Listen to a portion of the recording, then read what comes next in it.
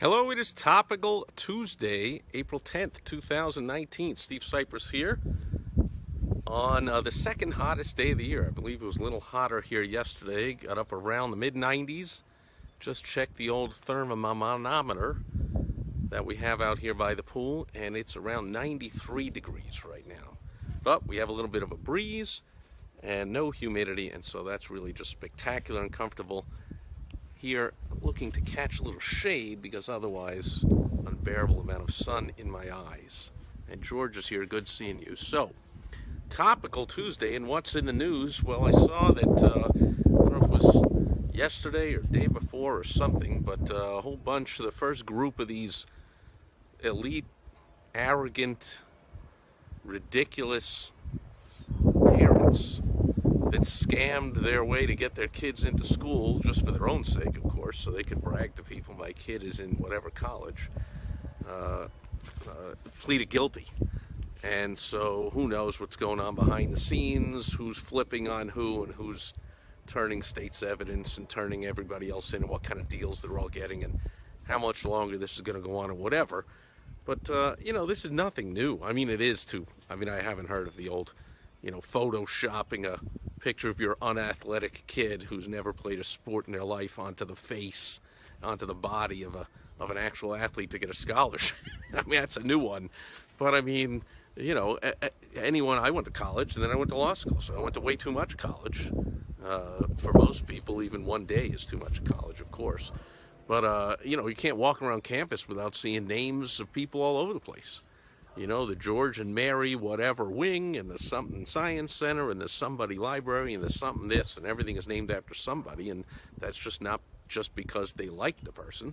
That's because that person donated bazillions of dollars to build the facility, and or the dorm, and or the classroom, and the gym, and the library, and the administration hall, and the whatever. I mean, the whole college is just one seedy cesspool of donations to get favors, often. I mean, I used to do a success story Saturday for about a year, and every Saturday I would share a success story of another successful rags to riches entrepreneur, of which we're in America. I mean, that's what America's all about. The 10% of us that own a business, the other 90% choose not to participate in the American dream, of course, and just work to make all of our dreams come true. But the entrepreneurs that really make it, and then most of them turn into philanthropists. What are you going to do with all that money? You take millions of dollars and you build facilities all over college. Although, came out last summer, I remember that Ken Langone, one of the founders of Home Depot, successful entrepreneur, one of the most successful entrepreneurs alive today, donated like $100 million of his own dollars. Of course, he's a multi-billionaire. But he donated $100 million, and he raised a few $100 million more from friends of his, and gave it all to, I think, if I remember, it was Columbia or NYU Medical School, one of the top schools in New York. And so that all of the incoming medical students would not have to pay tuition ever again.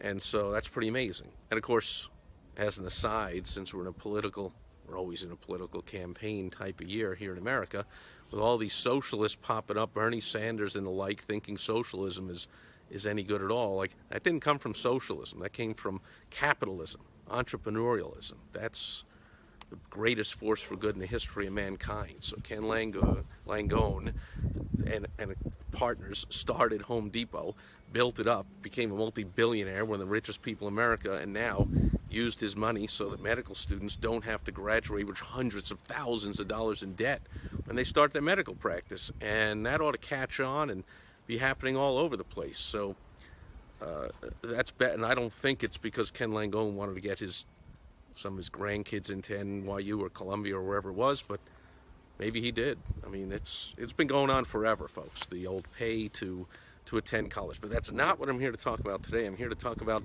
another much more important, especially for business owners, a much more important school scandal that's going on. And it's this whole idea that schools are not keeping up teachers, public schools I'm talking about, okay? So private schools, much better at keeping up and teaching students the latest, using the latest technology, teaching them the latest things, and not harping on old technologies and old things to learn just because that's the way we've always do it, or I'm stubborn, or I think because I learned that as a kid, you got to learn that as a kid. Like, times have changed, passed by public schools completely. A lot of private schools do it really well. And of course, homeschooling parents do it best of all. They're not going to teach their kids old, useless, meaningless things just because that's the way it's always been done by public school teachers. Now, that's a disclaimer. My mom was a government worker, a public school teacher for her whole career till she, came out of college and till she retired at 55. The earliest you can retire, invest your whatever, her pension and whatever, and then she went on to keep teaching. I set her up in her own business to be teaching bridge, which was her hobby. Helped running a local bridge game at the bridge club, and I set her up in a business doing that and teaching bridge and giving group lessons and private lessons and all that. But she was a teacher, public school teacher for most of her life. However, my mom won awards for all kinds of innovations and new concepts, and always looking to inject the newest thing, the most effective thing to teach kids. This really came to a forefront when two things happened. Number one, I was with some family on Sunday, it was just a couple of days ago, and this is extended family. This is the wife of a cousin-in-law, so it's it's a very extended, but still part of the family. And so she's a public school teacher somewhere around here in the Phoenix area. And something came up while they're sitting around or playing cards or doing whatever, and something came up about, the old, come on now, it's the old dog, ineffective, crappy teacher, which is why I won't use her name, of course, complaining, kids these days. Oh, yeah, she said to her own son, who's like a teenager. He's taller than me, so I don't know, he's 16, 17 years old by now. I remember when he was not even up to my waist, 5-year-old kid or so. But she was like, share with everybody how you are part of the first generation to be dumber, less intelligent than the generation that came before you.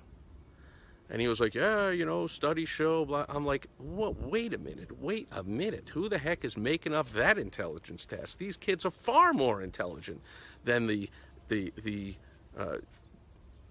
generation that came before them, and the generation that came before that, and the next generation.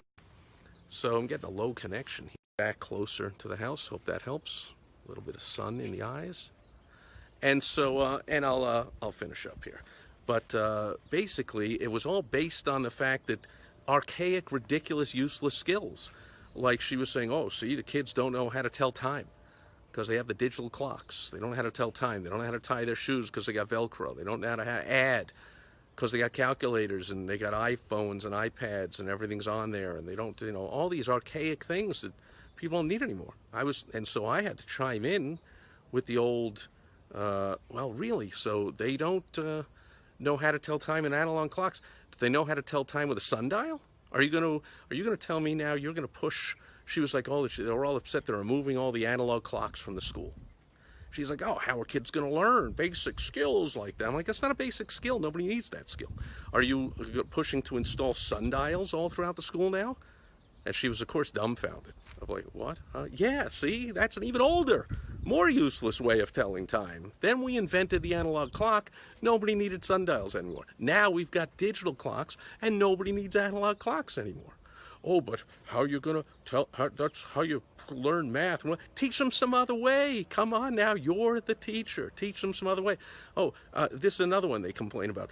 Kids these days don't learn how to write cursive. They don't know how to write, because they tap out on their phones and they type out on computers and they type everything out and they don't know how to write. And I'm like, yeah, are we also going to teach them cave paintings? I don't know how to get hieroglyphics. Boy, they don't know how to draw hieroglyphics and tell stories in caves with paint on a wall. I don't know how to do that. Another old technology, writing by hand, cursive, old technology. I mean, of course, I still use it, but look at me. I'm an old guy. So my generation, I love handwritten notes and sending out handwritten thank you cards, and I talk about that all the time. But the younger generation, they've got better things to do with their time. They don't need to learn how to write. They don't need to learn how to tell time. They don't need to learn how to do a lot of archaic things. But the teachers aren't catching up with the time. So therefore, neither are the intelligence tests.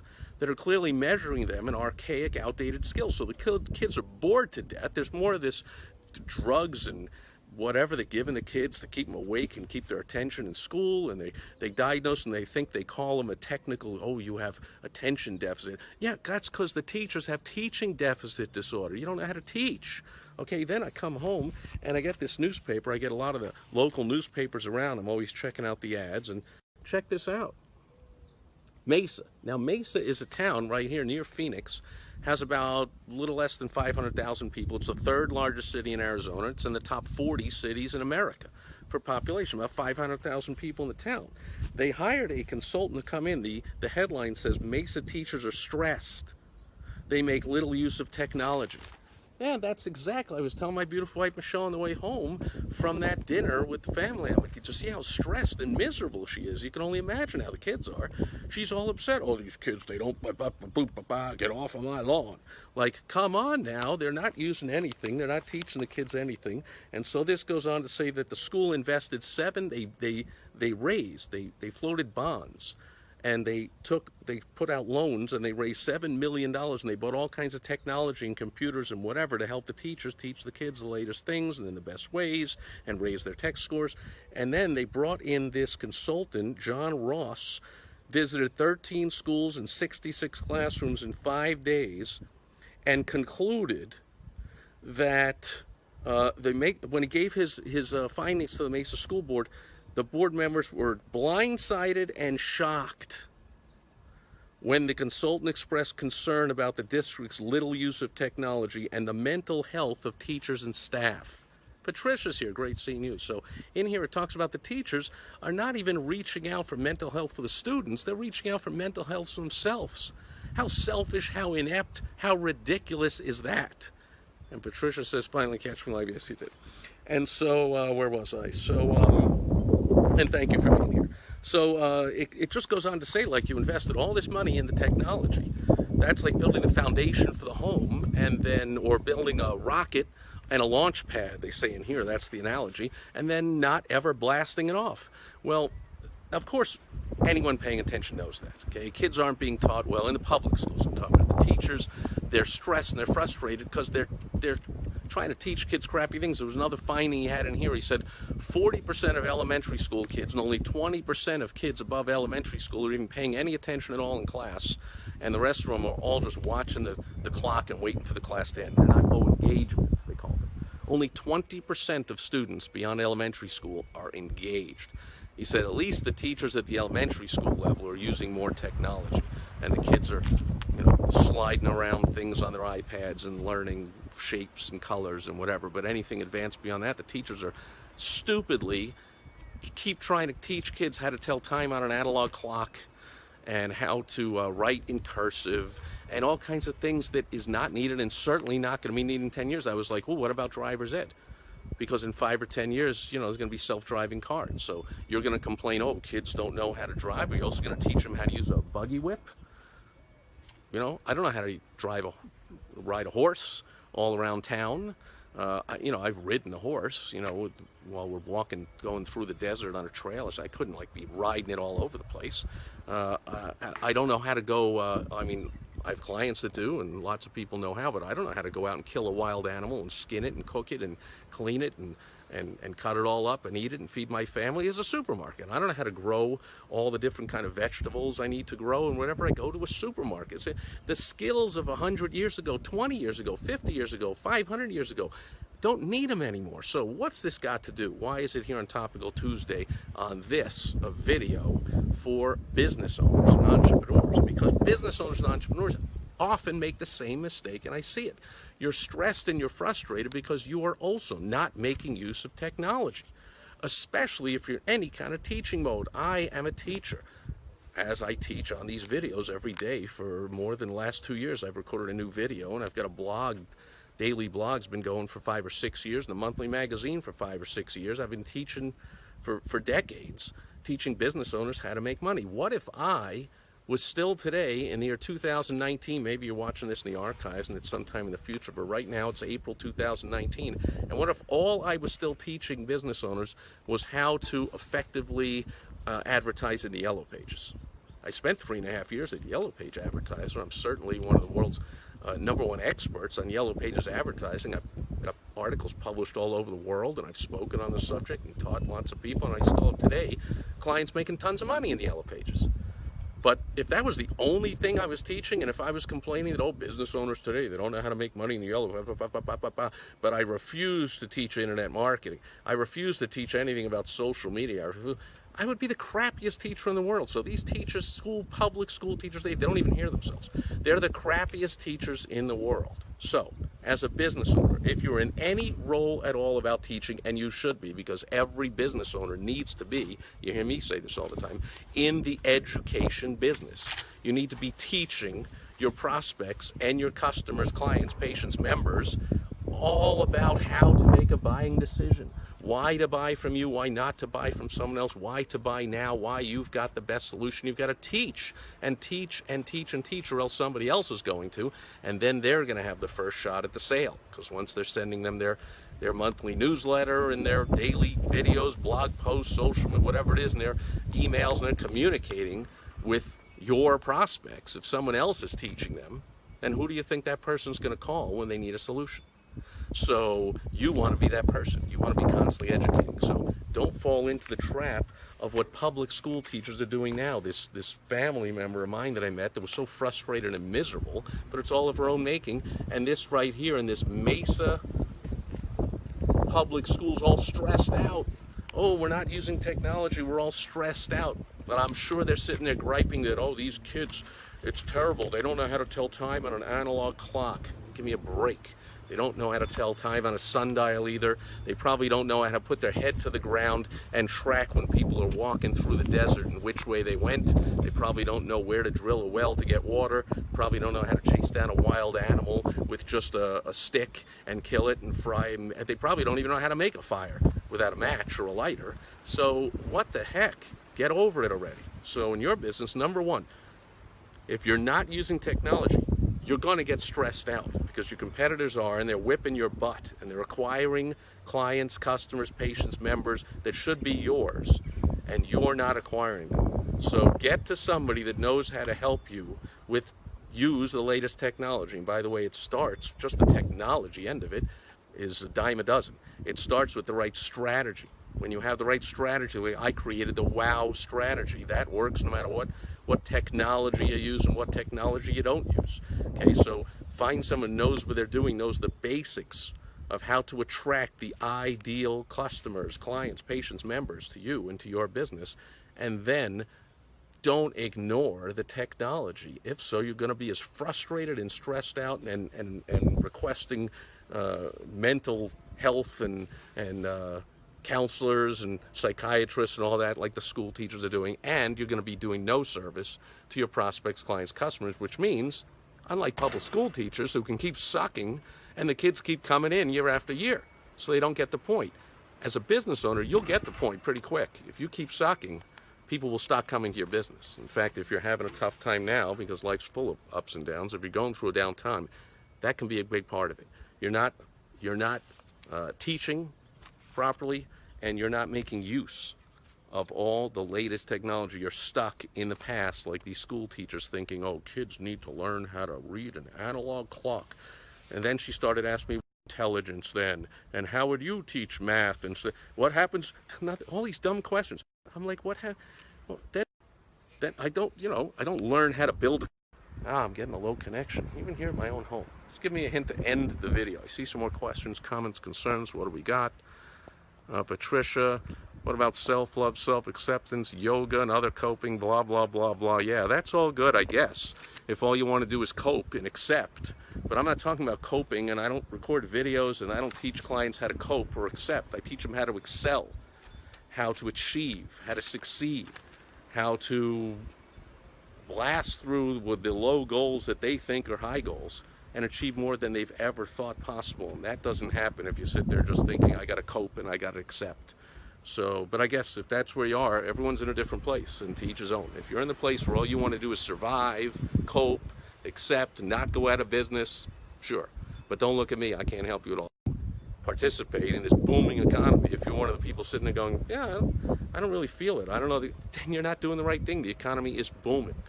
Cash is flying around like you wouldn't believe. People are just skeptical and not believing it because it's been away for and I'm not sure, and is it for real? Geez, every moment you spend sitting there coping and accepting and wondering and thinking, is it for real?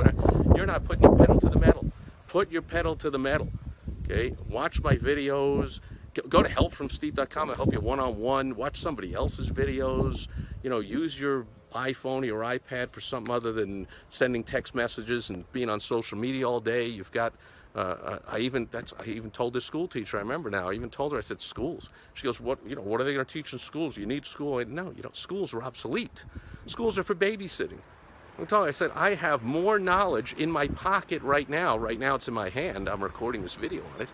I got more knowledge in my hand right now than in every school in America all put together. I got the entire compendium of the world's knowledge in here. I just need someone to guide me through it, but I don't need to sit in the babysitting aspect, like I said, especially if you have, working parents and they can't afford private school. Whatever, I understand they need the babysitting. Just understand, like, public school teachers don't know what they're doing, and many business owners don't know what they're doing. If you're one of those, prospects are going to go elsewhere. Don't let that happen to you. Stay on top of the latest things if you're looking to excel. Not if you're looking to just cope, survive, get by, not go out of business, self-accept, all that kind of stuff. It's all good. I'm not your guy, though. I'm the guy, if you're saying, Steve, I'm looking to put the pedal to the metal and excel like I never have before. I want to make more money than ever before. I want to help more people than ever before. I want to feel better than ever before. I don't just want to get by, cope, and accept and all that stuff. Okay, if that's what you want, keep viewing my videos. Go back in the archives. Wait till tomorrow. I'll be back tomorrow on World Wide Web Wednesday. I got a tip for you. How to make money with the internet to grow your business and make more money than ever before, not just to get by and cope. Thanks everyone being here live. Thanks everyone watching on the replay, and I'll be back tomorrow on World Wide Web Wednesday from beautiful sunny Arizona. Catch you then. Bye-bye.